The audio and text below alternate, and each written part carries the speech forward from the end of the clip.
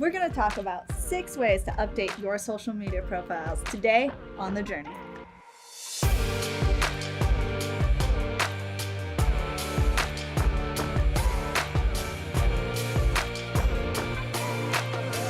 All right, Emma, so we're talking about your 6 tips, right? So why don't you tell us a little bit about why it's important, how we get started with it?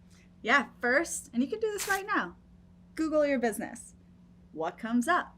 I know that recently I was helping out a place, Rodney's Bar and Grill, and when I Googled it, you expect to see Rodney's Bar and Grill across all the pages. Food on there, drinks on there, yeah. Yeah, but the brand, the name itself, Rodney's Bar and Grill, you want to see as their website, you want to see as their Yelp, you want to see that as their Facebook. But instead, I saw Rodney's Bar for one page, Rodney's Restaurant for another page, and then Rodney's Grill. See the super inconsistent. Inconsistent, exactly. All right, so once you've Googled your business and you see how your business name is coming up across all your social media platforms and listings, the next thing you want to do is actually take ownership of those pages, claim them. I oftentimes will see businesses that, they know to be on Facebook, they're on Facebook, but they're actually on there twice, maybe even 3 times. It's confusing. And it's confusing for that potential new customer. So what you want to do is make sure you're kind of doing this audit, cleaning up your profiles. And if you do, in fact, see more than one social media platform out there for you, a duplicate, merge them, clean it up. All right, Emma. So after you claim your listings, what's next? So now you want to, because you've claimed it, you have ownership, you want to update the information. Okay. So that's where you want to make sure your hours are correct across all of your social media platforms. Also be sure to get that elevator pitch on there. It's one of my favorite things when I go to Instagram for a new business and I want to know, what is it about them that makes them unique? Yes. I'm looking for that little description in their Instagram. My favorite is when they tell me exactly how they help me or what they're going to do for me versus just listing off just random features or facts. Ooh, also, great place to add your website. Also, any other social links. So you're constantly having a chance to cross-promote a customer who found you maybe on Instagram, but now you're directing them over to your website. Or they found you on Twitter, and you have your information about your Facebook. Right, because at the end of the day, the social media is a gateway, right? It's to get those customers, which then gets them to your website, which then helps them become your customer. All right, so this leads us to step number 4, one of our favorites, photos. Love visuals. So this is where you want to think about your cover photos, your profile photos, and really, when it comes to profile photo, pretty simple. I'd stick with your logo. Whereas your cover photo, you can have a little bit more experimentation and mix it up. Maybe you want to embrace the summer season, you have a big event going on or an announcement. Yeah. Put that as your cover photo on Facebook or on Twitter. Yep, those are interchangeable, right?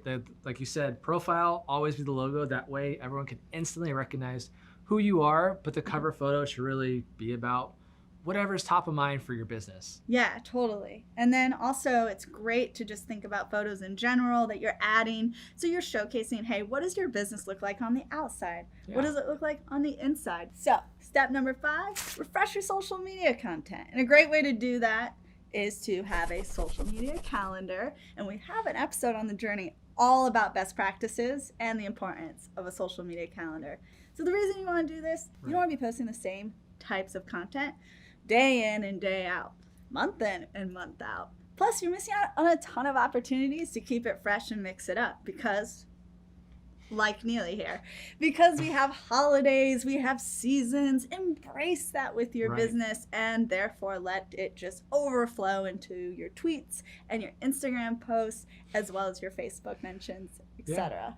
And you can even go off the imaginary holidays, right? Like, I know you know when National Pizza Day is. February 9th? Right? So I just happened to read it recently. There's a random holiday out there for everyone. So if your business happens to have a random holiday, celebrate it, especially on that day. Maybe you can do a promotion. Maybe you can do something wild.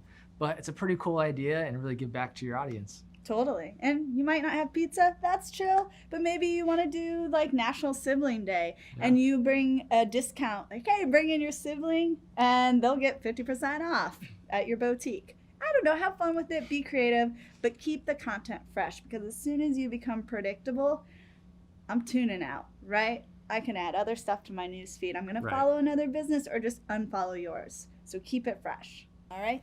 The moment has come. The end of our journey. Number 6, clean out your social media inboxes. So what does that mean? What does it mean? What does it mean? So go in and check out who's been messaging you on Facebook, which customers have mentioned you, which customers are tweeting about you, and reply to all of those. Because at the end of the day, no customer should go unanswered. So make sure you're tuning in and checking out what they're saying, and then stay on top of that. Maybe add that also to your content calendar. Yeah, maybe carve out some time out of the day to respond to messages. Because what was it? Like your customers expect a response within 24 hours, on Twitter, less than 2 hours. Mm-hmm. So if you go days and days or even months, I've seen some businesses without responding, you've lost that business altogether. All right, Neely. So I think this is a perfect opportunity to go ahead, pull up a local hero that's crushing it on social media and really demonstrating all of these 6 steps. I'm game. Let's dive in. Cool. All right, so we've covered 6 ways to update your social media profiles, and I thought, why not take a little spin online and see a business that's doing this and maybe look for some areas of opportunity to help them out. Let's do it. All right, so we have Poor Joe Coffee. I know you're a big fan. Super big fan. They make the best coffee, and they've got coffee trucks everywhere. Totally, and you know how we feel about coffee. Live for it.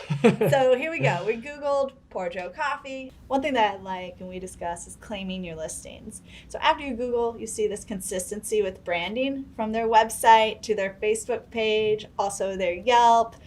Poor Joe Coffee. Not Poor Joe LLC or just Poor Joe or the city that they're located in. Poor Joe Coffee. And you see their Instagram as well, etc. Now, from there, what I like is, so the consistency in branding, their listings are claimed. I did see an area of opportunity. I was checking out their reviews, and as you can see here, their Yelp page is claimed.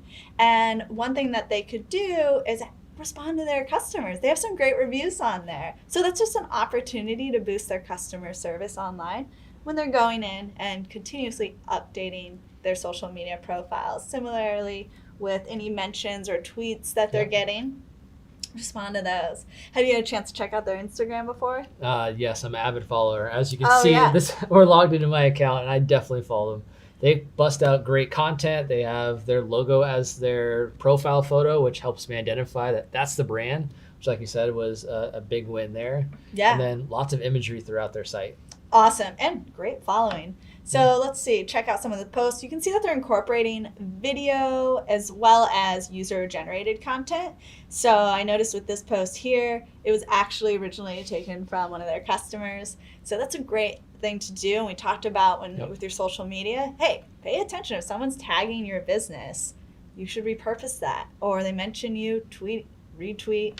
And I also love the diversity across this. So you're seeing employees as well as the truck itself where they have the business that the customers are ordering. This is great. Cool dude, man. Cool dude.